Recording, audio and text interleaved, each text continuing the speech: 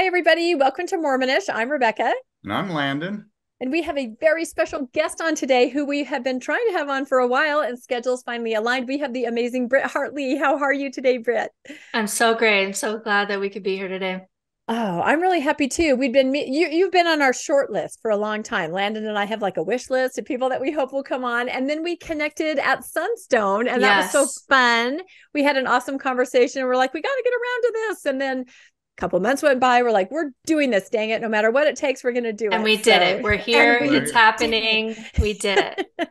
That's right. All of our viewers and listeners, this has been in the making for months. It's very exciting. So let's start out, Landon, by reading Britt's bio, and then we'll just jump right in. Okay. And obviously her name, Britt, is short for Brittany. So Brittany Hartley is a spiritual director at No Nonsense Spirituality. She has a master's degree in theology with a specialization in the future of American religion. She helps people with religious deconstruction, life reconstruction, and nihilism recovery. I thought this was the shortest bio I think I've read that says so much. That's right. Concise and perfectly stated. That's exactly it. So no, we're just really happy that you have time to come and be on Mormonish with us today. And I think we'll just start out, but maybe not all of our viewers and listeners know exactly who you are and all the wonderful things that you do. So let's just start with a little, tell us about you, and then we'll just kind of dive in wherever the conversation takes us. Sure. So I live in Boise, Idaho with my husband and 4 kids, and I deconstructed from Mormonism about 13 years ago. So I was a little bit on the early end of the wave. It was all the things that you can imagine. You know, it was very hard and heartbreaking and isolating. And then I really continued to explore religion and spirituality. I've been studying history and especially history of religion since I've been 18. And so I've always just been interested in these questions. And so I kept really the work that I do now is not only did I deconstruct Mormonism, but I also deconstructed religion and God and free will and sense of self. And that deconstruction bulldozer stops for some people. Like they stop with Mormonism and they find something that works for them and they're good. And mine just kept going until there was nothing left. And when you get to the nothing left, we call that in philosophy the void, or it could be nihilism, where you just really feel like you're in this kind of black hole space.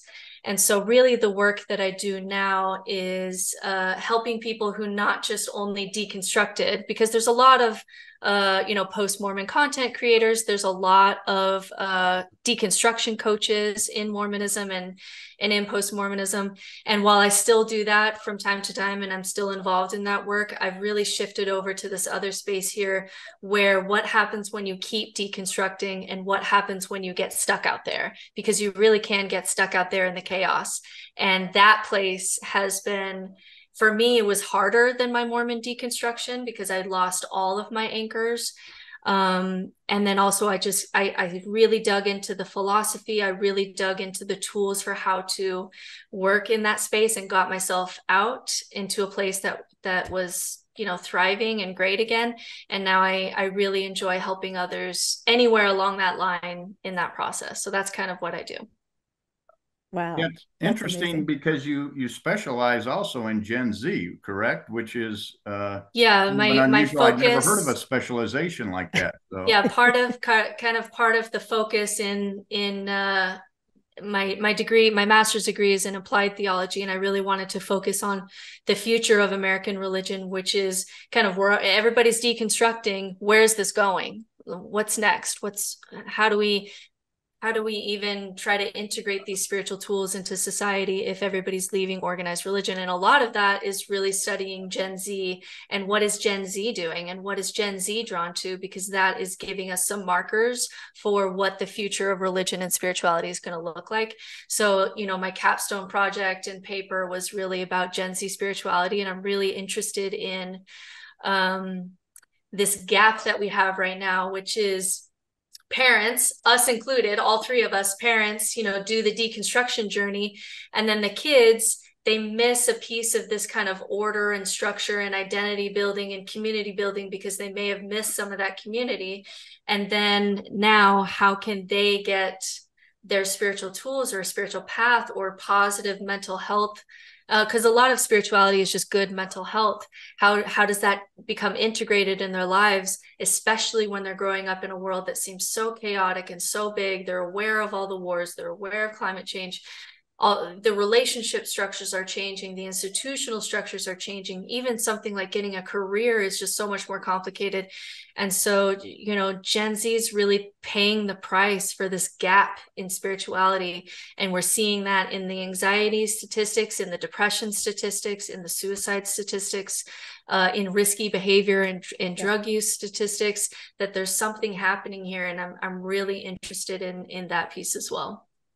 Yeah, that is so fascinating. We read in the book club that we run, the Good Book Club, Jana Reese's book, The Next Mormons, where she it's the first time I'd ever really thought that there's a big difference in how different generations deconstruct, how they stay in for different reasons. And maybe let's remind our viewers, what age ranges are we talking about? So like, I'm thinking I'm actually, oh my gosh, I am a boomer. I'm the very last, right there on the cusp of almost Gen X boomer, because I was born in 65. So I'm right there. Landon, a little younger, you are Gen X right there. And then you have millennials, which would be... I'm a millennial. I'm an elder millennial. So I think it starts with 1985 or 1984. Okay, that's what I thought. Because I get that first end of millennials. And then Gen Z is 1997 to 2012. So that's kind of the group that we're really watching. There is Gen Alpha, but they're younger. We don't really have any data on them yet. Right. We don't really know what they're going to do. And so when we're talking about the future of religion and spirituality, we're really looking at Gen Z. Okay, their parents aren't taking them to church. What are they doing? What are they going to do? And we're watching to see kind of where they're going to go with spirituality, because spirituality is something that's very, very positive for mental health. But they're also, like for Mormonism, these kids just aren't resonating with Mormonism. When the prophet's talking about, you're part of this tribe of Israel, it's just not it's just nothing. Yeah. It's not he's the resonating with them at generation. So it's right. I mean, it's a big gap. It's a big gap. And we can just see that, and then just with especially LGBTQ issues, and then women also, they just don't have this space where, what do you mean my friends aren't going to be in heaven? What do you mean that they're broken? They just don't have any space for that kind of theology. So but they are struggling because it's this gap period where we haven't replaced anything for them. And so it's definitely something that I'm watching and I'm concerned about. And when you say you're watching that from an academic side of things. I mean, both. Yeah. Yeah. And Rebecca and I were talking today because we're watching it in our own family. Right. As we deconstructed, we have the tools that we grew up with in the background. But then we realized, okay, our children don't. And it's really hard because, religion was kind of the easy button. My parents raised me this way. I'm going to put my kids in. They're going to be raised. There's activities. And even ex-Mormonism and post-Mormonism, I have a pretty vibrant post-Mormon group here in Boise. We gather together. We've been gathering together for over 5 years. And so it is a community, but we came together because we trauma bonded over Mormonism. Yes. So even if we were to try to implement something with the kids, there's nothing holding these kids together. There's nothing, you know what I mean? Yeah, we were drawn together. Background. Yeah. They don't have a shared background. Some of them attended church. A lot of them didn't. Some attend with one parent, but not another. And so even the post-Mormon group that I have couldn't reach our children. And so we're having to figure out, and this is what everybody's asking is, okay, I deconstructed, I sort of made sense of where I am, but now what do I do with my kids? And that's a really big question that I just really like to spend a lot of time in. And it's such an important question because I was listening. Also, our viewers and listeners should know that Britt has an amazing TikTok presence. If you want your mind blown every day, if you want some really great information, she has these wonderful bite-sized TikToks that really dive into it. And I was listening to one this morning about this topic, and I started to think about my own family, and it literally described it to a T because my oldest, when he was 15, he's 28 now, just turned 28, I came home one Sunday. He was having a panic attack, trauma over a bishop's interview, invasive bishop's interview, and said, I can't go anymore. So I made that decision right then. I've told this story before, to choose my child's mental health over church. So I said, you do not have to go. But that's where I left it, because I didn't know what else to replace it with. I continued to go. I continued to take my other two children. So then my middle child goes.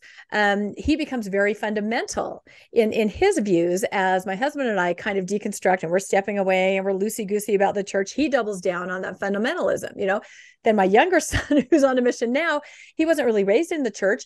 But then his senior year, when the pressure for the mission's on, dove more into the fundamentalism, as you discussed. So my family is a perfect example of that. I have an older son still searching, I would say, looking for different spiritualities, delving into almost everything you describe in your TikTok, the different, social issues or the occult, or, just different ways to find different communities. And then I have the two fundamentalists. And I thought how you described the idea that my husband and I, raised in the church, have all the tools, have the community, and very easy to say, okay, we're done now. We were raised that way, and we never thought, but what are we giving our children?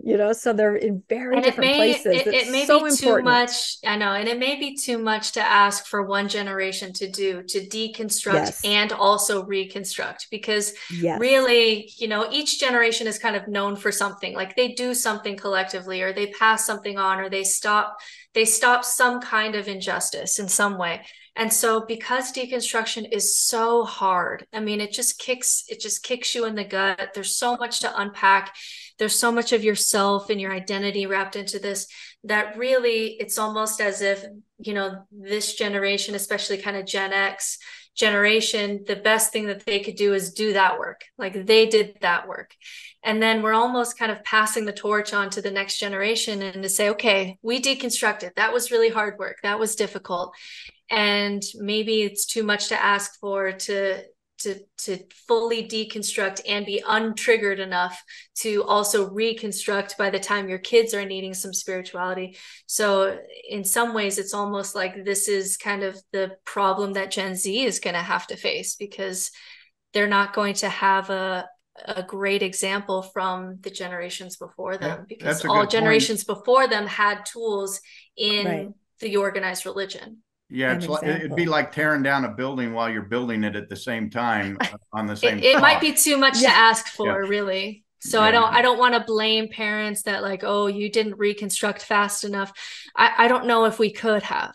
Honestly, I don't know if we could have, but we can start to have these conversations with our kids about spirituality again. Some people will say, well, then don't deconstruct and then problem solved. Yeah. But then the kid leaves the church anyway. Yeah. So you're stuck in this. I got to believe something I don't believe and act like I believe it, which is bad for your mental health. And statistics shows the kids aren't going to stay in church anyway. So you'd end up in the same spot, which is the kids are not getting tools for their generation. That's what's happening. Either way. Lead. Yeah, no, that makes sense.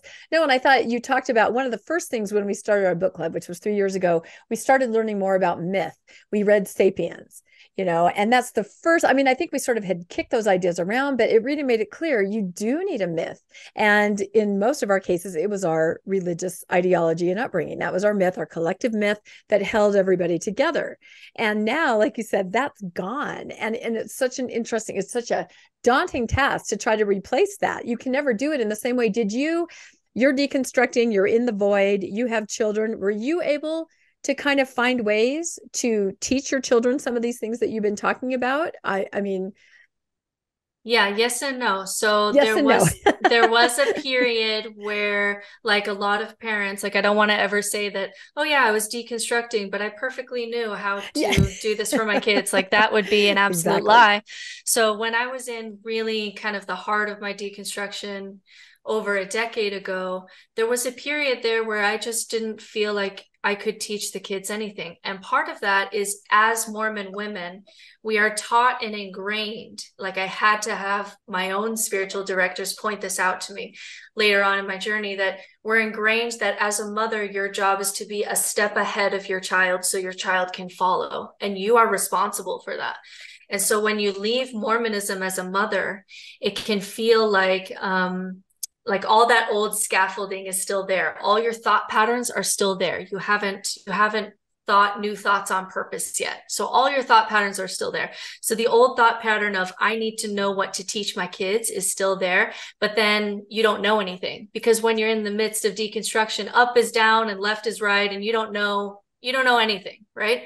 And so for a couple of years there, I was in that where I just didn't touch it at all with my kids, because I didn't know what to say. I didn't know what to teach. I didn't know anything. I didn't know how I could lead. And so it took continuing to deconstruct and realizing that this was a Mormon construct that I needed to lead my kids, and I could unpack that to finally get to a point where I could say, oh, I don't need to model a spiritual path where I know something. I could actually model spirituality, what spirituality looks like when you don't know anything, when you've accepted that you may not know the mysteries of the universe. What does life look like then? What does spirituality look like then? How can I show my kids some of my process as a gift, that, hey, I'm offering you a gift that you can see me change, or you can see me change my mind, or let's have this discussion, or what do you think? And so once I started unpacking more of that Mormon thought, where you feel like you have to teach your kids capital T truth, then I was able to shift in some more relational ways of doing spirituality, and spirituality where you don't have to know anything, where it's about connection, where it's about life, where it's about, and for me, that's the definition of spirituality, a deep connection to self and outside of self. And there's many ways that you can curate that with children, because we are naturally spiritual in some ways. Like this is a human nature thing, that we feel connected, that music and conversation and nature can put us into states of consciousness of transcendence or awe. And we have science about it. And this is human nature. It's not necessarily contained in a church. And so once I stopped feeling like I needed to be the leader and figure out my spiritual path so that my kids could walk behind me, once I realized that I could hold their hand and we could walk through the world not knowing, but a different kind of spirituality where we could still just think about how amazing it is to be alive. We can still connect to each other. We can still connect to the world. We can still connect to nature. We can still connect to our deepest selves. There's so many things that we can connect to. That's when, the spirituality in my home was able to improve. And that's so authentic. You create such an authentic dynamic and relationship with your kids, where the opposite of that is, I don't want to go to primary, mom, you're going, and there's no discussion of anything. What are you feeling? Why don't you want to? What aren't you getting there? Or what? Yeah, I'm so jealous of that, because again, different generation, but I didn't have that with my kids. I had a truth I was told to pass on. I knew I had to send them to a building where they would receive it, and almost dusted your hands. My job's done. They're in their primary class, and that was it. But then that all falls apart when you move past that, and either they're left there or have nowhere to go. So yeah, these are big questions, but so important to talk about. So after I kind of went through my couple years where I didn't touch spirituality at all, I couldn't even know how to talk to my kids. One of the questions that I think is really helpful for people is to ask yourself what religion did for you. So what is this doing for me that's positive? Okay, I really love before family dinner how we say something so that we're marking our values before we eat a meal. Okay, I like that. And so what I started to do is I started to say, okay, what are all the things that Mormonism gave me that I liked, that's healthy for me and my family and my kids? And how can I integrate that in a more authentic way, like you said, Rebecca?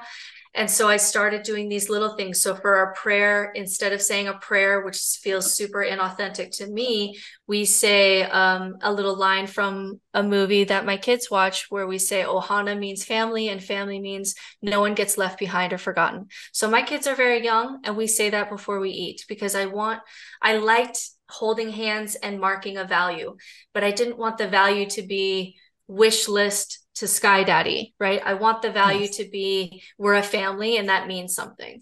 And then Sunday morning, I liked having some spiritual time set aside for Sunday morning. So now we do, and I'm not talking about 2-hour church. I'm talking about a half an hour where we read a book, we have a little lesson, we take a little walk outside, and we play a game together as a family.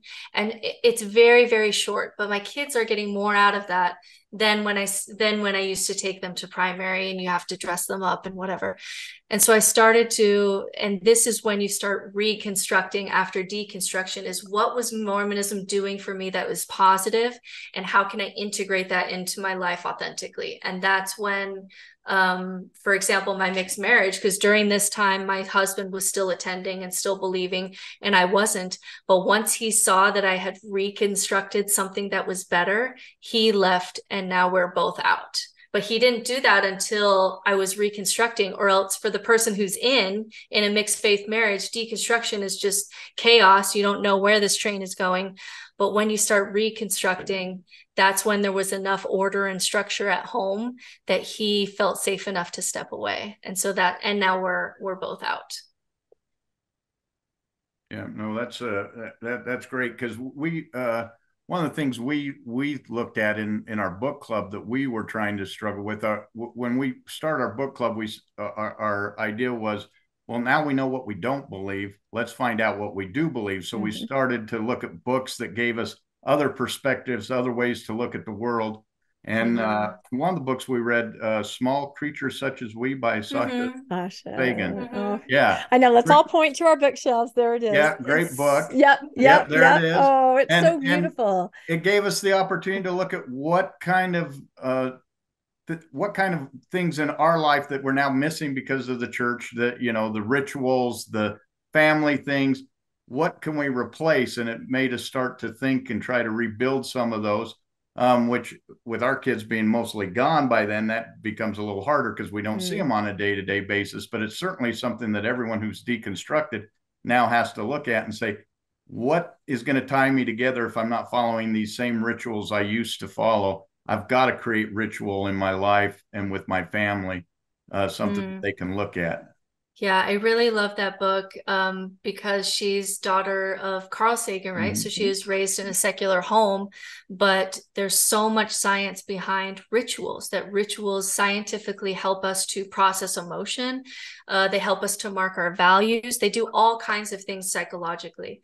And so this is kind of where we are with spirituality, which is we're leaving organized religion because these rituals have just become so ossified over time that they just don't mean anything anymore. But yet there's science behind rituals and community and transcendence and singing together and art and music and rites of passage and meditation and contemplation. And all of those things have science behind it showing this is good for you. This is good stuff. And so what you have to do, the hardest part of deconstructing is when you start really having to reconstruct, because then you have to combat all your old thought patterns in order to do that. And that shift, I really enjoy helping people with that shift, because like you're talking about, you can read something like that, like Sasha Sagan's book for ritual, but there's like 20 things under the umbrella of spirituality that have good science behind it. And so how can we get all those into your life in an authentic way? And that's really the work that I'm doing now. Yeah, that book was really powerful and important. We made a big spreadsheet, and those in the book club who are post-Mormon, we started sharing, what have you come up with? What have you developed? Fantastic. And the really amazing part of that was that everything was so personal. Somebody would say, well, my family loves the outdoors. We've decided to go do this. And another family, well, during this holiday, we're going to do this. And just to celebrate your spirituality and your connection in that way. And it made me think of, I was a primary teacher forever and a primary pianist, because I kind of felt that's where I could kind of be safe at church. I thought that. Hide behind the piano.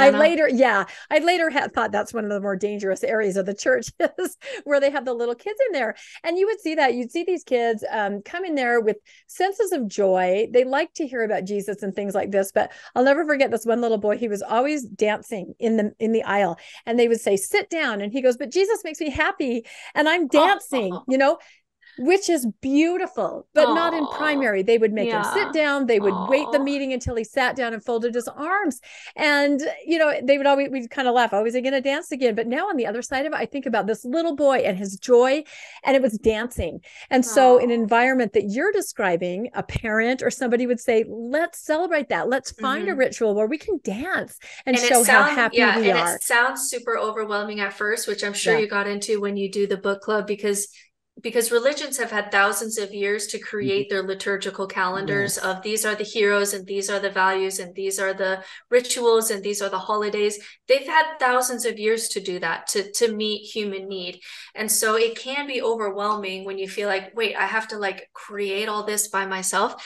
But when you lean on your own resonances, like you were talking about, the little things that you already do that you know make you feel connected, whether it be dancing or like my family, we're a Star Wars family. And so we celebrate Star Wars Day, and absolutely it's a part of our liturgical calendar on May 4th. And I go all out and we do all the Star Wars things, but then we also talk about good and evil. We talk about good and evil in their lives. And we talk about, the freedom fighters and the rebellion. We talk about all those principles, even the Force. And from the outside, it looks silly, but it's a part of our family dynamic. It's a part of our family culture and conversation. And so it doesn't need to be these lofty things like, oh, I take my kid to temple every week or something like that. Like, no, you can implement these things in small ways so that your kids see ways of connection and they get to experience those connective feelings so that they have something to turn to when inevitably at some time in their life, they'll feel disconnected. They'll feel depression. They'll feel existential angst.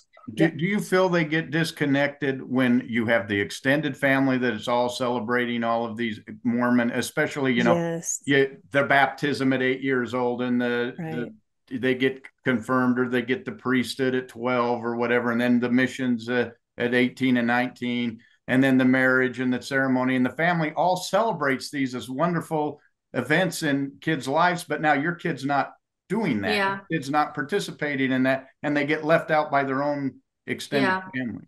It's a problem. So there's a couple of things going on. There's some pros to doing connection in your own way, because then you can actually reach your kids where they're at, instead of saying, yeah, you have the choice to get baptized, but it's not really a choice, right? They're 8, they're going to have a party. It's not a choice. And so there's some pros to like doing it intentionally, but there is some cons in pulling your kids out of community. And I remember, so I've adopted 3 children. My oldest adopted child, we've had them all since they were born. And my oldest, I still had my temple recommend then. I was so nuanced, I was essentially out. But we did a sealing in the temple, a sealing ceremony. And it was so beautiful and so sacred, even though I didn't believe any of it was priesthood or metaphysical or anything like that. I had lost all my belief by then. But just having the people in my tribe, in my family, show up in white, set aside half of their Saturday to come welcome this child who was born outside of our family and have a ritual to welcome them into our family, even if there was nothing magical going on, it was absolutely sacred. But by the time my next 2 children came, my next 2 adopted children, I had lost my temple recommend by then. And there was no ritual I could really do where they would come, because there's no precedent for that. And so we didn't. And so some of those things you do miss, like I'm not going to sugarcoat it. Some of those things are sad to miss, but you can do your best to replace them. So my oldest son is 12. And I really wanted him to have something. I wanted him to have adult mentors. I wanted him to get moral education. And he started getting into karate. So we went all in on karate. And then he got his black belt last year. And so I invited all of our friends and family to the ceremony where he gets his black belt. And they talk about discipline and they talk about all these moral values. It's very Bruce Lee. It's very cool. And all the family was there supporting them. So even though it wasn't he gets the priesthood ritual that my family was used to, I still invited them to like, hey, he's getting his black belt. This has been his thing. It's really a part of his spiritual path, to be honest, that I've encouraged. And he's getting his black belt. Will you come and support him? And sometimes they come, and it's great. And if they don't come, then hopefully some friends come, or hopefully you have friends there that you've met. And I still got that moment where he was the center of attention. He had done something amazing. There was moral values. It was a rite of passage. He felt like he was becoming a man, just like you do when you're 12 and you feel like I'm a young man now, or whatever that whatever they feel when they get the priesthood. So we still had that moment. It just looked different. And you kind of have to pave your own way there. Yeah, I love that concept. That's wonderful. And I think even though, like you said, you didn't believe, you were in the temple, it was a wonderful moment, and I think we still have that. I think of my youngest son, who, like I said, is on a mission. And, he, of course, thinks we want nothing to do with it, any of the process. And one day he kind of came home from church and said, oh, yeah, I was given the Melchizedek priesthood. And my husband and I were both like, I mean, even though we are removed from that, that's a rite of passage. That's a ceremony. We have many extended family that would have loved to be there, even extended family members that would have loved to confer that priesthood, even though now we don't see it the same way. And we felt a huge loss. And we were sort of thinking, why do we feel this loss? Because we're not on board with that anymore. But as you describe it, that's exactly what it is, that rite of passage, that special things that happens, at different milestones in life. So they're still there, it's still part of it, whether it's connected to the church or not. Those things are so, very, very important. It's very important. It's one of the things that, if I were to pin some blame on the deconstruction community, including myself, one of the things that's so hard when you're a deconstructing parent is that you're leaving the binary, right? You're leaving the black and white thinking, and you're going into this gray thinking. But the hard thing, it was so hard for me, it's still hard for me sometimes, is that the kids still need black and white. They need heroes. They need good guys and bad guys. They need safety. They need some amount of limited information. Like if you told a 5-year-old everything that was happening in the world, it's not good for their ego development. And so it's really hard, because when you're in this nuance, identity crisis, sometimes ego death space, but your kid is in a space where they need identity. They need to build their ego. They need black and white. They need heroes that aren't just complicated heroes and villains. All of our villain stories are like, they're complicated villains. But at a certain age, they actually need a good guy and a bad guy. Like, that's what their brain needs. And it's really hard when that binary space is triggering, because you're coming from Mormonism. It's really hard to go back and give your kids what they need, which is order and structure and ritual and rites of passage and ego building and all those things. It can be hard to do that when that space feels triggering, because you're deconstructing, and it's something that's really hard to do. It was definitely hard for me when I was in that space. That's a dangerous spot for Mormons, because for a lot of kids, like their dad might be their hero. But when dad leaves the church and they're still in, they start being told, well, your dad can't do this, your dad can't do that. And they even lose the father or the mother as the hero. And then they may leave at some point, but by then, it's kind of either been damaged or they have to reignite that. So they not only do they lose their, religious heroes, Nephi, Moroni, all those guys, but you may lose your father or your mother as your hero as part of that transition. And that's really hard to rebuild. Yeah, that's really hard. The only thing that you can really do there is just lead with as much authenticity as you can, because what you're modeling, and this is a really good shift to remember if you're in parenting right now, is how can I rethink everything that I'm doing for my kids as a gift? So if I don't know what's going on, by being honest with my kids that I don't know what I believe right now, it actually is giving them a gift that they don't have to know. Or in the future, when they have an identity crisis, they remember my mom went through this and it was really hard, but I saw that she got through it. And so I know that I can change, or I know that I can grow, or I know that I can change my mind. And so we can start to think about, what gifts do I want to give my children, even when my kid is if I leave the house and some of my kids are sad and crying, or they want me to stay home, but I haven't left the house in 2 weeks, I need to get out.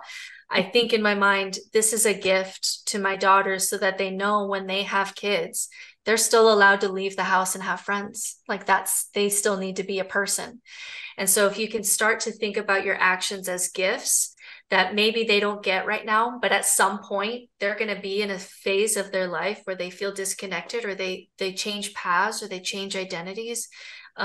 You being honest and authentic through your journey can at least make them not feel so alone in that, which is why we actually don't need perfect mothers and we don't need perfect fathers, because when they go through that, when they get older, the perfect mother or father can't do anything for them because they're not going through an identity crisis, or they're not going through a divorce, or whatever it is that they're going to go through. So we can start to really think about how am I parenting in a way that's giving gifts, instead of am I leading the way, which can be a shift when you're talking about, Mormon parenting or post-Mormon parenting. And I think there's this sense when you step away from Mormonism that you can't ever let anybody see that you're trying to figure things out. You have to look perfect. I mean, you have to have it down. You have to have it right, so frustrating, in front of your kids or your friends. And so, yeah, that's exactly right. But it's really frustrating because the Mormons are pretending that they're happy because they have to pretend that it's true and it's making them happy. Yeah. But the ex-Mormons do it too, because the ex-Mormons have to prove that, like, I'm right and it's so much better out here. And we're all just pretending to each other that we're happy. I know. Really, no, that's exactly it. Mormons are struggling and they have a shelf, and ex-Mormons are struggling because they're trying to replace everything that Mormonism was doing for them. And we kind of sometimes just got to be honest that, like, hey, it's hard. Like, we got to stop trying to one up each other's happiness. It's so ridiculous. No, that you've hit it on the head. What you said right there, I think that'll be a short, Landon. Remind us to cut it at whatever minute that is, because no, you've stated it absolutely perfect. That's exactly it. And you have this pressure that you can't let anybody feel like, oh, I'm just trying to figure this out, and it doesn't let you be very authentic on either way. Sometimes even on our podcast, Mormonish, Landon and I will talk about the good old days of the youth programs when we were young, the 70s and 80s. And we did have wonderful community and we did have a lot of fun. Sometimes people will make comments, but all the horrible things were happening. You almost feel like you have to completely throw everything away instead of looking at that and going, I did have that. I'm trying to recreate that or repurpose that or figure out what to do. So you have to own all parts, I think. Yeah. And that's when you really move into complexity, because sometimes our first jump into ex-Mormonism, we're really jumping into the religion of ex-Mormonism, which is, these are the podcasts, these are the voices, these are the narratives, all church was crap. And you kind of hop into a new binary because you haven't deconstructed all your Mormon thought processes yet. So you've left the doctrine, you've left Mormonism, you've left the church, but your brain is still looking for just another religion or another narrative to plug into your religion brain. And so it takes a lot longer to deconstruct that than people realize. You don't deconstruct. I mean, it's hard to do all the work to, okay, I'm going to do the Book of Abraham deconstruction. I'm going to do the polygamy deconstruction. All that is hard. But to me, where it really gets hard is, okay, I've deconstructed the beliefs, but my thought patterns are still Mormon. And I'm still doing Mormonism and ex-Mormonism, which means I'm still making this a religion where it lacks nuance and complexity. And we see this with a ton of post-Mormon Facebook groups, where after a few years, they'll implode because they become so strident that this is the narrative, that when someone says good old days, everybody freaks out because that's not an allowed narrative. And then you get excommunicated from ex-Mormonism, and it's ridiculous. So we have to really in the void. So you not only have to, like, walk out of the church, you have to decult. You have to rethink your thought processes and start to do some of that work, or else you're likely to just jump into a new religion, whether it be CrossFit or wellness culture or ex-Mormonism or the witchy world. If you don't deconstruct your thought processes, then you're just going to be a Mormon in that new narrative. You're just hopping from one place to the next. That's why we call our program Mormonish, because you can't unbecome Mormon. It's part of you. It will always be part of you. It's how you grew up, what you grew up into. So you'll always have that part of you, and you have to learn to accept both sides, I think. how would you even begin to deconstruct your own thought process? And I know it's I mean, you're a coach, which is wonderful, and I'm sure you help so many people. Are there any beginner steps that, I guess, maybe recognizing that you still have that thought process is maybe the first step? Try to outthink your brain on it. But I'm just wondering if there's anything you can tell us about that, because you're right. You jump right into that. And it is the religion of ex-Mormonism. We've seen that over and over to different degrees. Yeah. The two things that I would kind of say here, since it's so individual, when you're doing it with coaching, there's one resource that I really love that I'm just going to recommend. It's called Unfuck Your Brain. And it's this lovely Harvard grad, just super smart coach who just really understands brain biases. And it really helps you, especially if you're a woman who was raised in patriarchy. There's so much internalized patriarchy. There's so much internalized imposter syndrome, or how you should parent, mom guilt, all these things. And that resource has been really fantastic for a lot of my clients, including myself, for really looking at your brain and brain biases. However you do that, I really like this lady over here because she really helps unpack patriarchy, especially. But really learning about brain biases, I think, is helpful for understanding, why is my brain doing this? What even is my brain doing?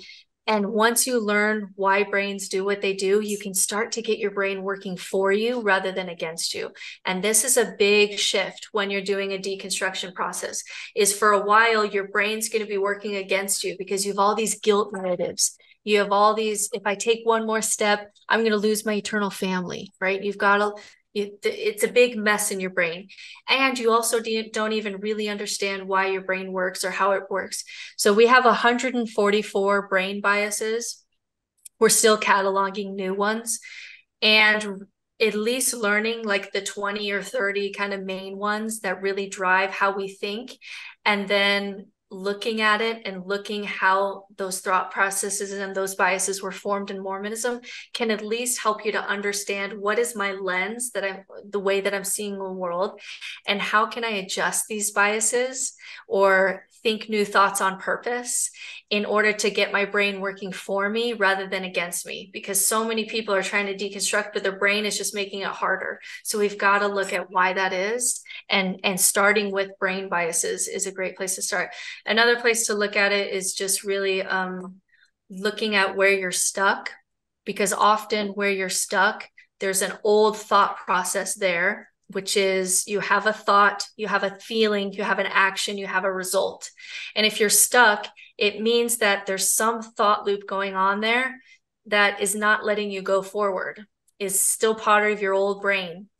And so if we can name that thought and name that feeling and name that action and name that result that you usually do, that you were raised with, now we can say, okay, what's a thought that you can believe on purpose? And not a unicorns and rainbows one. It's just one that you can believe.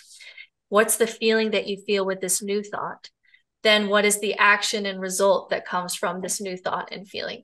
And that's when you start to shift your brain into having it work for you rather than against you. So brain biases, and then really looking at where you're stuck and what's the thought there that's keeping you stuck.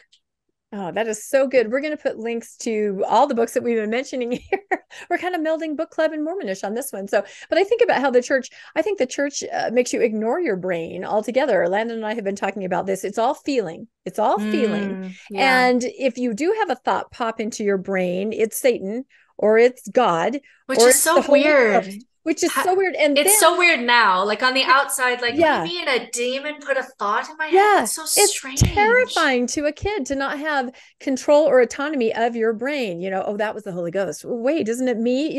And then what they do put in your brain are all these rote concepts and these memorized functions and these statements and ideas and narratives.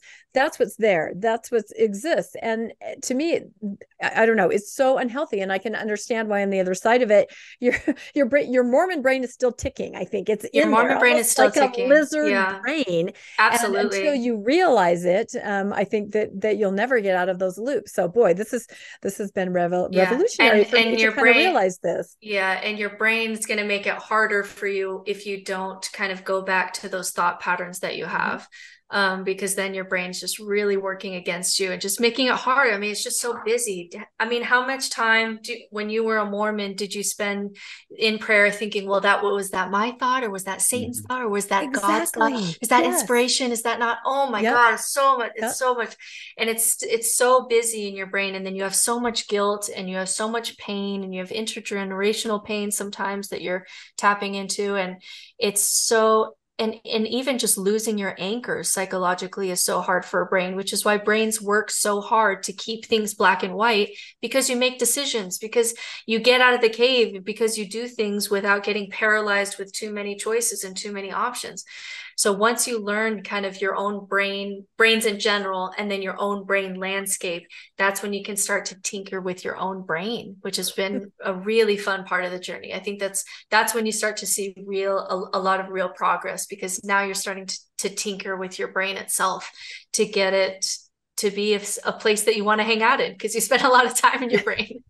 Well, that's been one of the greatest blessings for me of post-Mormonism is that I own my brain. I own the decisions. I own what I do. It's me. There's no God. There's no Holy Ghost. There's no revelation coming. It's my thoughts, my actions. I have to own it. And to me, that's been a great blessing. But I did want to ask you, because you just talked about, intergenerational. One of the things, as we talked about sapiens, is myth is something that really unites society together, and for millennia, religion has been kind of that pillar, that myth that has held up the societies and civilizations, and that's why most civilizations have the same religion. That's the myth that makes them all work together to accomplish what they accomplish. With the loss of that in this generation, what replaces that, and what myth do you see coming forward in the future of religion, with religion on the decline, that's going to step in and fill that myth that keeps people working together? Yeah, there's some good news, bad news here with this one, or some hard things.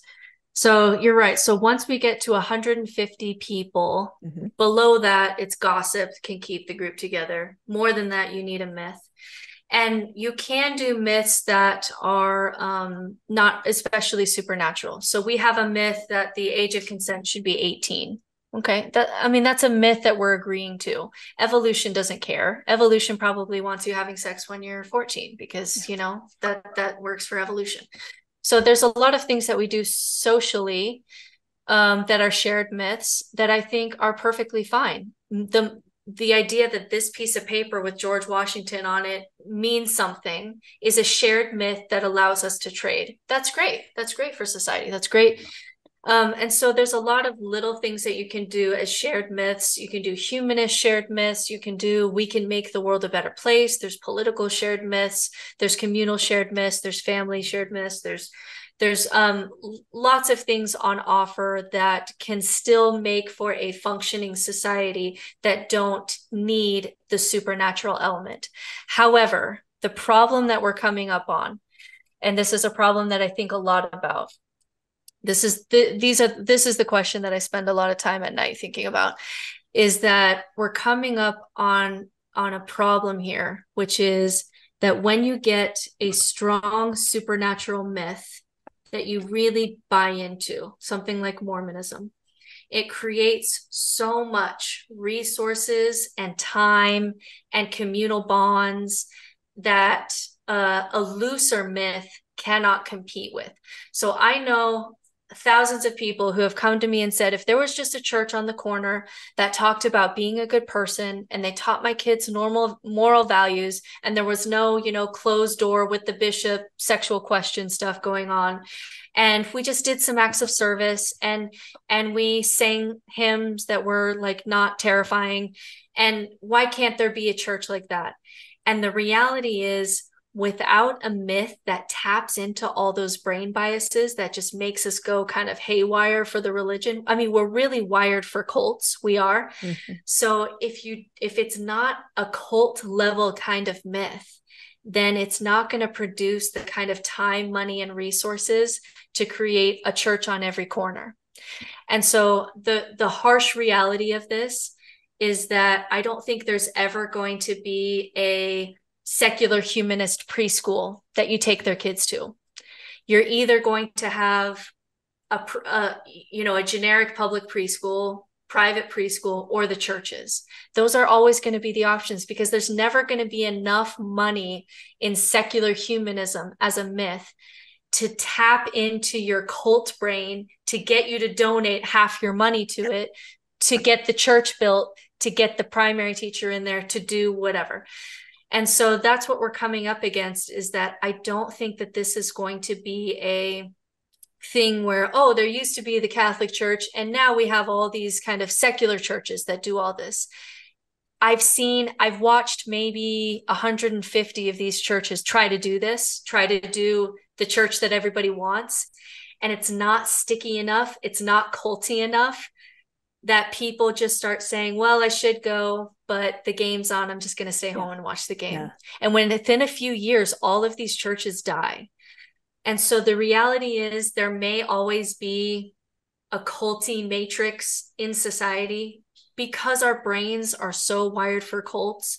And so if you want to do something different, it may be a more individual game. And that's scary and that can be overwhelming. But that, for me, I mean, I've been watching this a long time. That seems to be a harsh reality that we're coming up against. And so I think if we're going to do this, it's going to be locally, it's going to be individually. So for me, I have a spiritual kind of environment in my home. I have my post-Mormon group. It's my community. When my daughter had an accident last year, they brought meals. They did all the things that Mormons would do. I mean, it was a sustaining community. I try to find something for each of my kids. So my daughter's in Girl Scouts and my son's in karate. And so it's very individual to me and my community and my family, but I had to build it. So I think the reality is either you walk into a church to do all it for you and it's not going to be authentic to you and you got to find some way to make that work, or you're going to have to do this work on your own. And I know that that's kind of hard and overwhelming sometimes for people to hear, but it is so possible. It is possible to look at all these aspects of spirituality and say, how could we approach this in a way that's authentic to you and build it in your life? But I think it's going to be an individual game more than a community game, because the cult always wins. It makes more money and more babies and more resources and more buildings. And on the large scale, the cult wins. I mean, look at any indigenous people in the world who had healthier spirituality and healthier communities and healthier matriarchies. They all got pushed around by a cult that was bigger and cultier than them.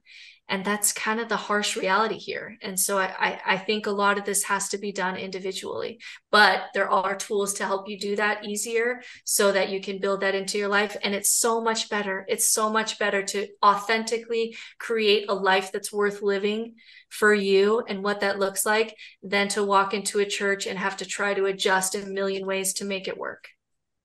But that kind of raises to me the question is that sustainable to have a lot of individuals? Because like you said, the cult groups will be so overwhelming that they'll keep coming. And we've seen this with, well, just recently in the temple things that we've been doing. Yeah. You know, everybody goes to the county planning and the church has, you know, ice cream truck shows up, they serve pizza, they have 5,000 people there, and the people that are out there going, I'd want to look at the night sky, are just completely overwhelmed by this culty group that is all there going, I feel I must have a temple. Yeah. So, the good thing is once you start to get individuals who are saying, okay, I have to create community because one doesn't exist that I can just walk into authentically anymore. What happens is then when you get a lot of people doing that and people making their life more worth living, they're trying to create community, they're trying to make greater connections, then you start to get a lot of more local options. So there's a lot of people who are doing amazing things and creating communities. There's sound bath communities, there's the hiking community, there's the cold plunge community. These are all spiritual. There's the kind of Taekwondo, especially for men, is really expanding, because this is a place where men can be men with each other, which is so lacking. Some of this is even harder for men than for women, because when men leave the church, that may be this only socially acceptable place for them to cry or talk about being a husband and father, whereas women can replace that socially often with other women. And so even though there's a gap, like we're in a gap right now where people are having to figure out this on their own, the positive thing is once a bunch of people are working on this project, now you got this Taekwondo men community that is just thriving that you can go to. Now you have this hiking group or this meditation group or this Sangha or this, I mean, there's so many, because this is what everybody's needing. Now we're starting to see a lot more options. And so that is a positive thing where even though this is a little bit more of an individual game right now, there are starting to be a lot of options because everybody needs community. And so people are trying to create it. So it's more of a ground up kind of movement than a top down, let's create secular humanism, Catholicism, which I just don't think ever is going to work. It's not a culty enough myth to do something. So it's got to be kind of from the local up. Yeah, no, that makes sense. And in your TikTok, one of them that I listened to today, I hadn't thought of this before, but you said, since we are so hardwired to follow the myth, follow the cult, sometimes you were especially, I think, talking about Gen Z, you follow, you go to some places where maybe it isn't the best thing for you. You had mentioned some of those things. You get really involved, I don't know, fringe groups, actual cults. I mean, what are some of the dangers of being so hardwired to try to follow the myth? Yeah. And for people, for kids and for people who need more order and structure, like some people need a higher psychological need of closure than other people. And those people tend to be more fundamentalist because they just need more psychological order in order to function. And so when you're in this need, something that's really tempting to do is fall for the first person who looks confident enough to say, here's a path, I've made it for you. You don't need to think anymore. Here are the 12 steps. Here are the 8 steps. Here's the 8-fold path. Here's the 12-step program, blah, blah, blah. And so it can be tempting to fall into basically anyone who promises an easy way of life, right? Or an easy path. And so you really have to be aware of your tendency to make people into prophets, because sometimes what happens in the ex-Mormon community is we act as if all the prophets and all the cult leaders and all the political leaders died tomorrow, we'd all be free. But the reality is we would recreate them tomorrow. Yeah. If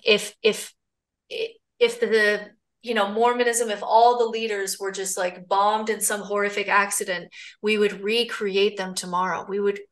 Because we're craving for someone to give us something. And so what we need to do to resist that is to learn how to sit with uncertainty and learn how to tap into your own intuition, learn how to get advice, learn how to do critical thinking. So once you learn how to sit with uncertainty, then you're not so prey to someone promising you certainty, because you don't have that fear anymore. You're not driven by it. And so a lot of it is doing the internal work of deculting, so you're not susceptible to every Trump kind of character who promises you, just follow me and blah, blah, blah. Because this is what Nietzsche predicted. So Nietzsche, who spent a lot of time studying nihilism and the void, predicted that once people are leaving organized religion, and he knew that was going to happen 200 years ago, once people leave organized religion and people start to be nihilistic, what we're going to find is political gods. And I think he's right. I think we are starting to see some political gods who are doing the same thing that religions used to do for us. And so this is a big fear, especially for Gen Z, is the political activism that they're doing for spirituality is really cool to see. It's really awesome. It's definitely a path of spirituality. But I am wary that sometimes the political god or the political ism becomes their new religion because we're wired for it. So essentially we all have to uncult and decult and learn how to sit with our feelings and learn how to sit with uncertainty, and in order to not be susceptible to whatever's out there that's going to promise your perfectly happy life. Yeah, we're human beings, and that's what we want. We want to be certain. We want to be where we're supposed to be. We want to follow the group. We want to be part of the myth. It's really hard to get around that because that's just it's really hard. But under that is always feelings. Under that is a fear that you don't want to feel. Under that is loneliness that you don't want to feel, so you contort yourself to fit the group. Under that is uncertainty that you don't want to feel. So a lot of this is as Gen Z is going to therapy more than any other generation, and they're talking about therapy, and they're talking about emotional coping mechanisms and coping skills. What I'm hoping is that by them leading the way and doing that, that they are actually getting to the root of the problem, which is learning how to sit with their feelings. And that's how we unravel this, is that people who have better emotional coping skills don't turn to cult leaders so that they don't have to feel feelings, because they've learned how to sit with their own feelings. And so that part of Gen Z, I'm really hopeful for, because they are going to therapy and they are talking about emotional coping skills, because they don't have those little religion pills that we used to have. Grandma's in heaven now. You just take that little pill at the funeral, don't have to feel anything. If they don't have that, they have to find other coping skills. And that's where we're actually seeing some really positive things from Gen Z. Wow, what a concept. What else? That's exactly right. No, I'm just thinking about how the different generations, like, for example, you come home from World War II and you just say, not thinking about that anymore, just moving on. Going to go to church, have a family. You just repress and you put down and you just cope. And now that gives you a lot of hope for Gen Z, honestly. Yeah. I mean, they're crazy, they're quirky. We're trying to understand them. They're our kids, but a bigger, brighter future, I think so. And then Alpha, that's what's next, right? It's just crazy. But what could Gen Z do when they're 40 and 50, when they have collectively learned how to sit with their feelings? That's something that's hopeful, because no other generation has had to sit down and feel their fucking feelings. Like, there it is. Everybody else put on the happy face and put on the mask till they died of heart disease because they were so stressed. Exactly. They had so much PTSD and they were so, isolated. So they're dealing with a lot, but that part is hopeful for me, that they'll be able to be hopefully less drawn in by some of these demagogue and culty things, because they've learned how to sit with their feelings. Yeah. Do you see this universally across the globe, across the different cultures, or is this more of an American thing? I do a lot of work over in Asia, and I know, materialism is very big over there. It's like everyone shops. That's, you go to school and you shop. That seems to kind of be what I see from the youth. Do you see it different amongst the different cultures, or is? Yeah, it's different. I mean, we're we're closest to, Western Europe, because they secularized after World War II, because essentially the feeling was, where was God? Where was God in all of this? And so there was this huge secular turn after World War II that we didn't get until later, really, because we just didn't experience the atrocities of war on our home turf, right? And so our secularism journey is different than Western Europe. So we're really a unique case, because in America, you have this growing group of nuns that, they don't identify as religious. But then you have this really strong brand of fundamentalism, and you have a strong Christian white nationalistic right wing, which it actually is unique globally, to have somehow this homeless radical Jew becomes this Second Amendment Republican character by ways I don't even know how. Sometimes, like, Democrat Jesus and Republican Jesus are two of the most different people you'll ever hear about. Somehow they're based on the same person. So America is a unique case in just our fundamentalist brand of Christianity, that strong right wing. And so you have a couple of different elements going on, whereas, the Nordic countries are just more secular in general, but they don't have that fundamentalist brand that's really fighting against it. Because right now we have the atheists cause the fundamentalists to go even stronger. And then the fundamentalist response cause the atheists to just go fucking crazy. And they, we escalate each other. And so in the Western countries, there are problems with secularizing. There are problems, with depression and community and things that we're seeing in other Western countries, but that you don't have quite the dynamic that we have in America. So I would say that although other Western, Western-based and Western European nations are secularizing, America is a unique case because we have such a strong, still religious presence in the midst of that, and we're escalating each other. You described it right there. No, that is a hot topic. We're actually doing a podcast later this week about white Mormon Christian nationalism, because it's baked in, I think, to Mormonism. And I see that it was like, anyone who says like that's not a real thing. I mean, there were genuine calls for theocracy in the last Republican National Convention, which is really interesting to watch. And I was a history teacher before I started kind of doing this full time. And it's really interesting, the narratives from the Christian right around the founding fathers, because these founding fathers were people who just tried so bad to separate church and religion. They were deists. They weren't even Christian, right? Yes. And so and they didn't want to do "In God We Trust." We added that later. They didn't want any of that. And so now we have this, founding fathers narrative to try to create theocracy, which is the very opposite of what they wanted. And really behind all of that on the right is really just this fear of chaos. And so you have the nationalism and you have the religion because it feels safe.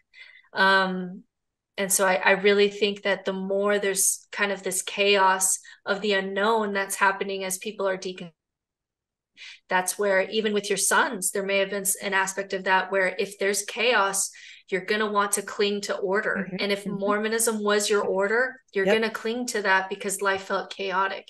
And so one of the best things that you can do individually and communally when you're having this cling to order response is to order the chaos a little bit as parents, or if we're talking about politically, if the left were to order itself a little bit so it's not quite so chaotic, it would actually calm down some of the clinging to order response that you get from the right, where they want to go back to the 1950s, which is like, okay, back when that only worked for one kind of person, and that's right. We could get them both to agree. Not everybody else.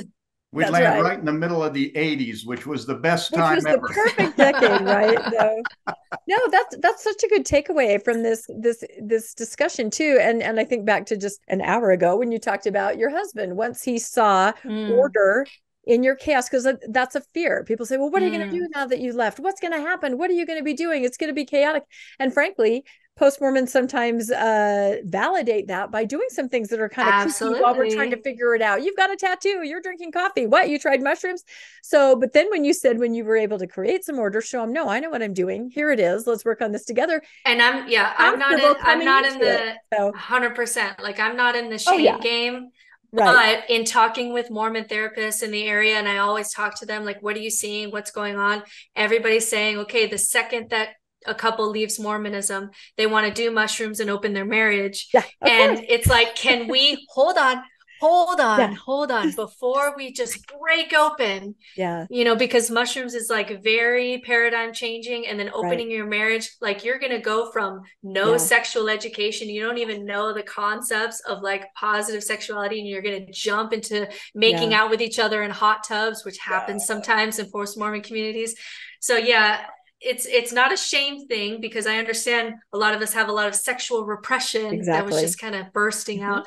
But especially if you have a partner who's terrified of this chaos, or ordering your chaos a little bit can actually help lower the temperature of these fears, because we have this fear that if I drink coffee, then heroin addict. Like that's the fast, literally. And so once my husband saw like, oh, not heroin addicts, like she's functioning, this is a really beautiful thing she's doing in our home, like our Sundays, like we were doing every other Sunday, and he started to see that the Sundays that I was doing with the kids, that was so much more positive than the kids coming home from church and just hating it.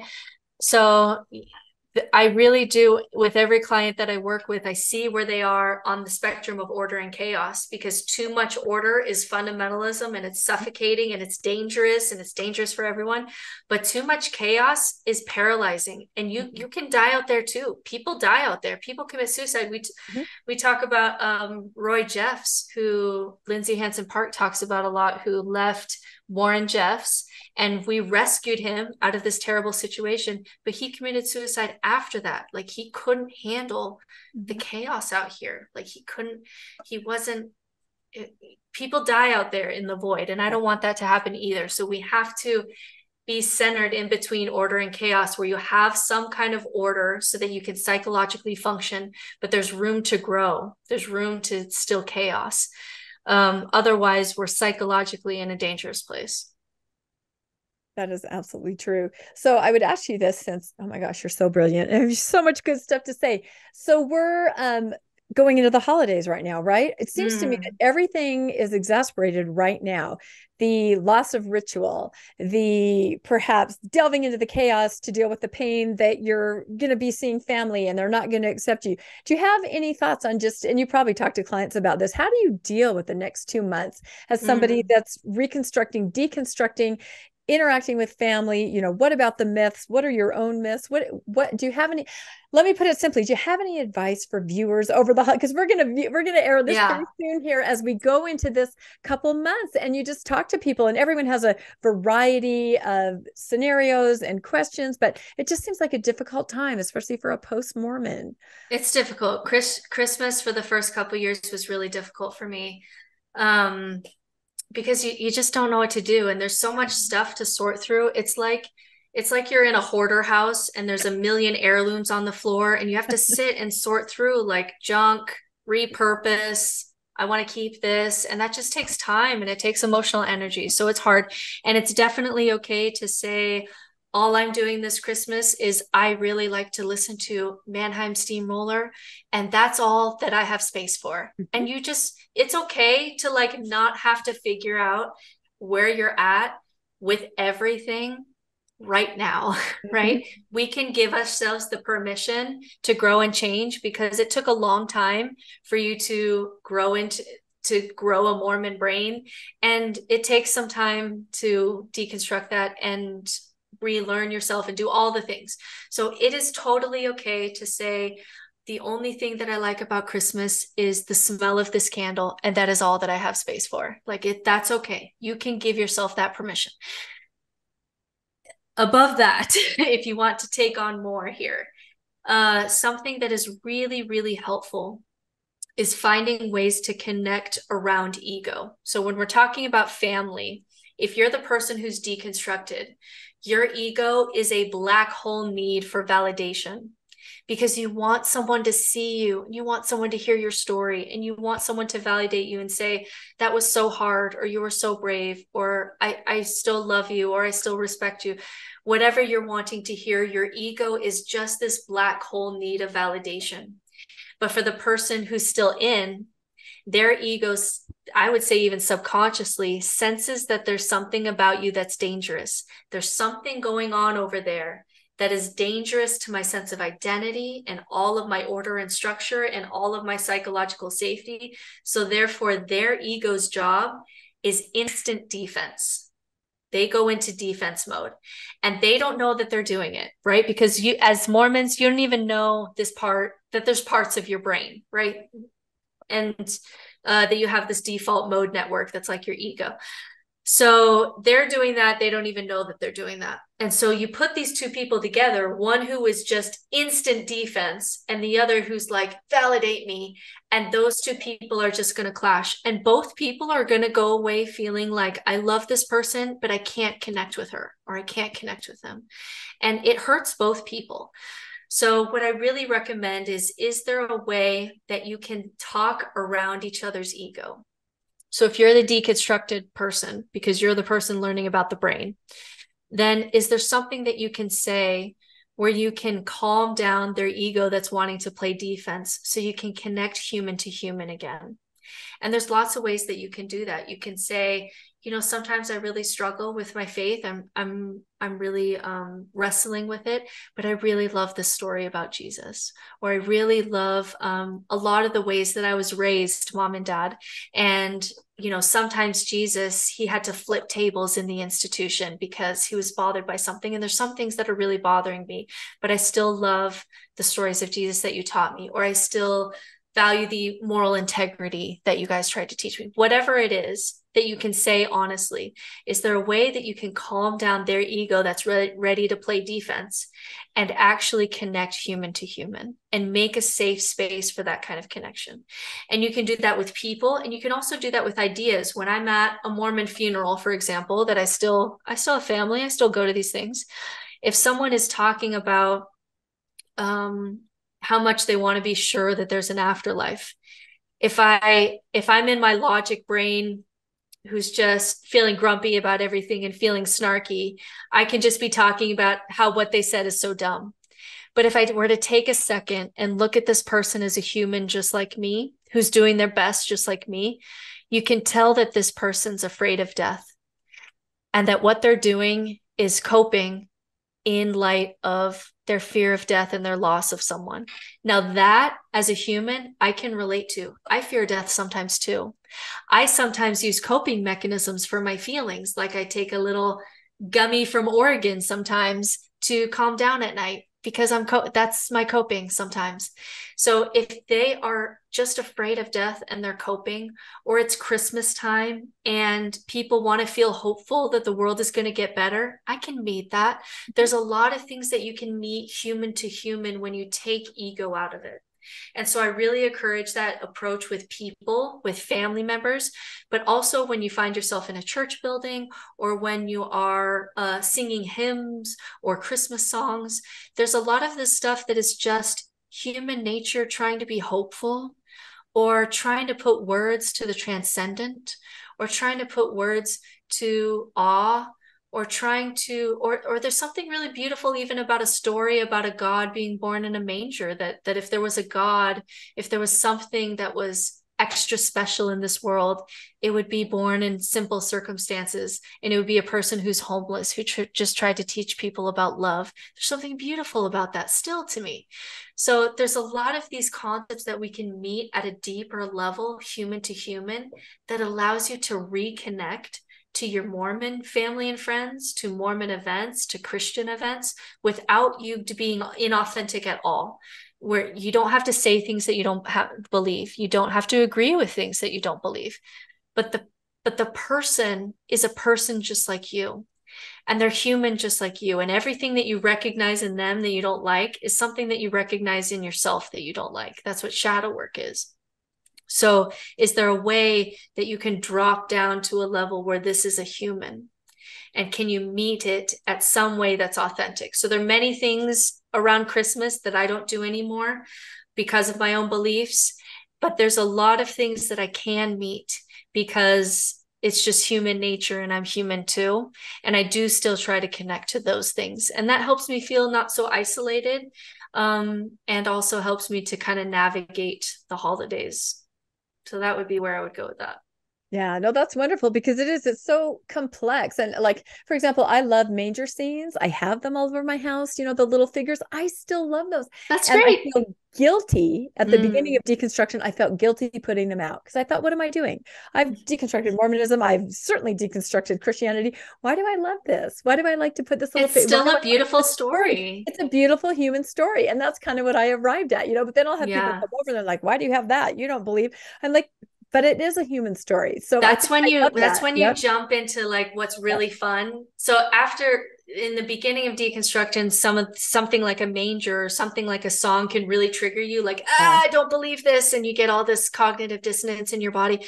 But once you really kind of deconstruct everything and finish that process, you can go back to these places as places to play. And this is what mystics do in any religion, which is why I still really love hanging out with mystics, because they all speak the same language. Atheist mystics, mushroom mystics, Christian mystics, Sufi mystics.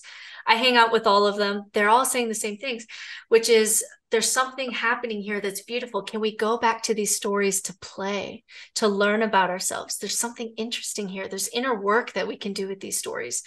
And mystics don't ever take these stories as capital T true. That's what religions do. Yeah. The mystics don't play that game. These stories are somehow how we're playing, because we're projecting something. It's like this mirror that we're projecting out in order to look back at ourselves to figure out what we are. And that's when you can go back into something like the story of Christmas and find a place to play that's really still beautiful. It takes some time and takes some healing to go to be able to shift into play. But that's when you can start playing with myths rather than being controlled by myths, or being so aversive by myths that you can't function in society because everything's a myth, and George Washington and the cherry tree. I mean, it's all myth. Everything is myth. But then once you kind of accept that and shift into it, you can return to the myths as places to play and grow and explore and discover. And that's when it becomes fun again.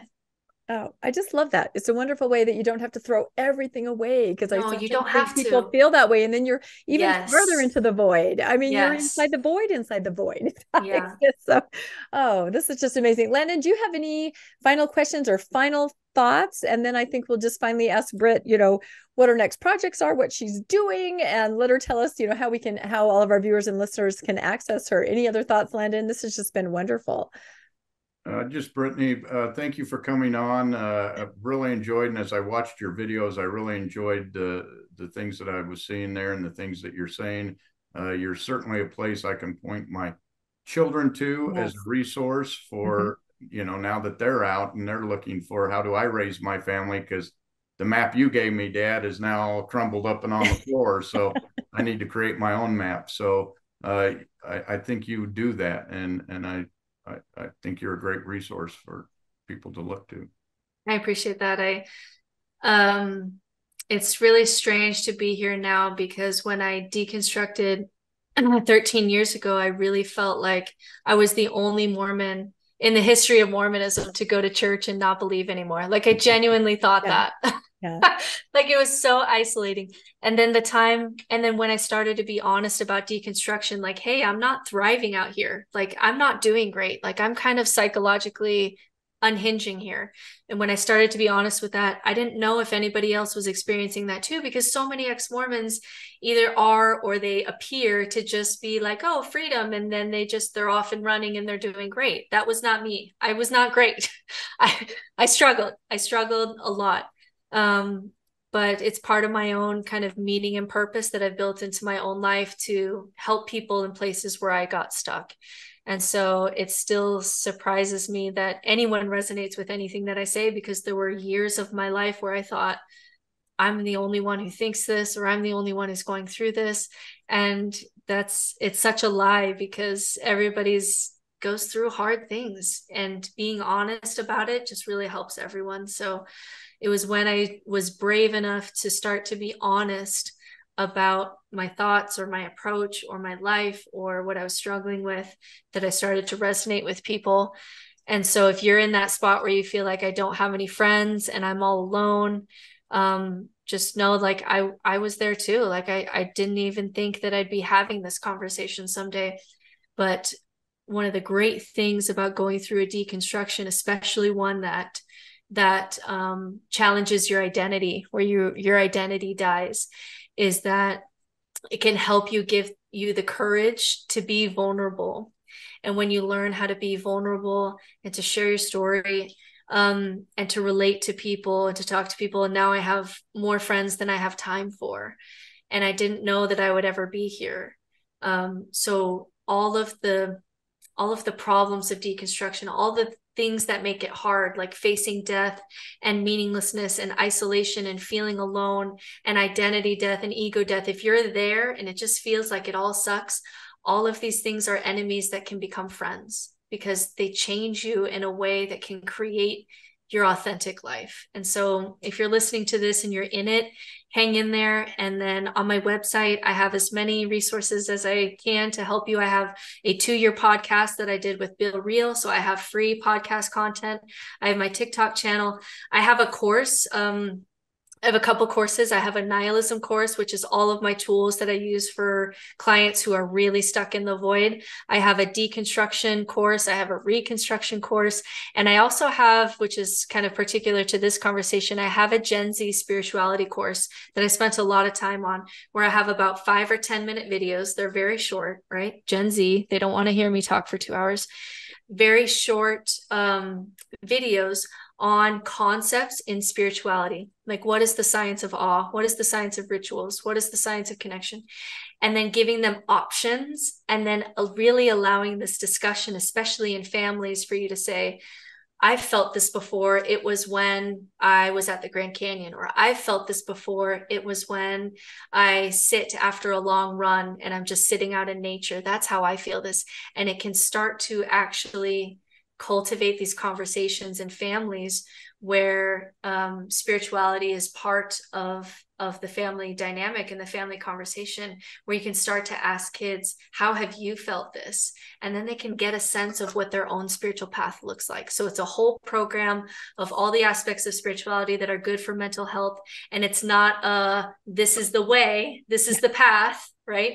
It's here's the science, here's why it's good for you, here's a bunch of options of what it looks like in people's life. What does it look like for you? It's a lot of that. And so that's also a helpful program for people who feel like they want to start structuring these conversations with their children. And I'll just keep doing this work because it's just part of my own meaning and purpose in life. And I just really love anywhere on this line of deconstruction and reconstruction, because it's just where I spent the most time, and it's where I cried the most tears. And so it's where I want to hang out the most. Oh, that's just wonderful. And thank you for sharing the information about all your the assets that you have that can help people and support people. So we'll definitely put links to everything we talked about in all of our show notes. And I would say to your viewers, to our viewers, if you don't have the younger children, I'm sure you know someone who does. And so please pass this information on, because to me, it's that time sensitive issue. Had I had this 10 years ago for my own kids, I would be in a different position right now if I could have found something like this. And so, not to sound like that's a doomsday thing or a warning, but it is so important, and it's important in a certain, time frame for different people. So I would encourage all of our viewers and listeners, please check out her wonderful resources. We're so thankful that Britt was on with us. It was absolutely amazing. Like I said, we'll have links to the books, and then we'll have to rewatch the episode, Landon, to cover all the things that we talked about. We talked about so many books and wonderful things that we always get those notes afterwards, or where can I find that? You talked about that, it's great. It makes it such a good dialogue. So thank you again for being on. And for our listeners and viewers, please like and subscribe. And if you'd like to know when new episodes of Mormonish comes out, you can hit that notification bell. And if you'd like to help support Mormonish financially, we always have links to PayPal and Venmo in the show notes. And we certainly appreciate everything that our viewers and listeners do for us. And I feel like, Landon, we would love to have Britt back on another time, because this was absolutely incredible. If you'd like to come back, I know we didn't even get to nihilism. We'll have to do another episode on nihilism. I have another idea for an episode. As soon as we hit stop record, I'm going to talk to you about. So okay. Stay tuned, everybody. All right. Thanks again, everybody. Thanks for Mormonish. Thanks for joining us for another episode of Mormonish. We really appreciate our listeners and would love to hear from you if you have a story you'd like to share. You can email us at mormonishpodcast@gmail.com. You can also find us on Facebook, Instagram, and on our website, mormonishpodcast.org. And don't forget to look for us on YouTube and like and subscribe. Keep joyful, everybody.